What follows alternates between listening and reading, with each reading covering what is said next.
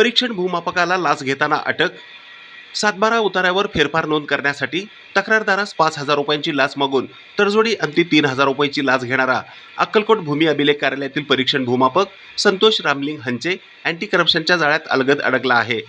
तक्रारदार यांनी अक्कलकोट येथील सिटी सर्वे नंबर 1677 व 1678 मधील अभियुक्त हिस्सा खरेदी केला होता.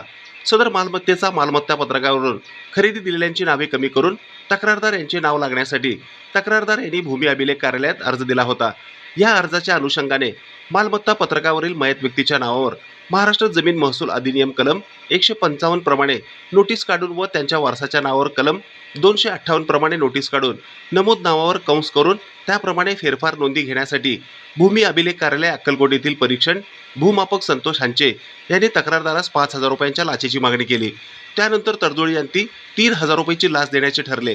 त्यानंतर तक्रारदाराने सोलापूरच्या अँटी करप्शन ब्युरोकडे रिसर तक्रार दाखल केली. अँटी करप्शनच्या अधिकाऱ्यांनी याची खातरजमा करून सापळा लावला होता. या सापळ्यात अक्कलकोट येथील भूमी अभिलेख कार्यालयातील परीक्षण भूमापक संतोष हांचे हा 3,000 रुपयांची लाच घेताना रंगेहात सापडला आहे.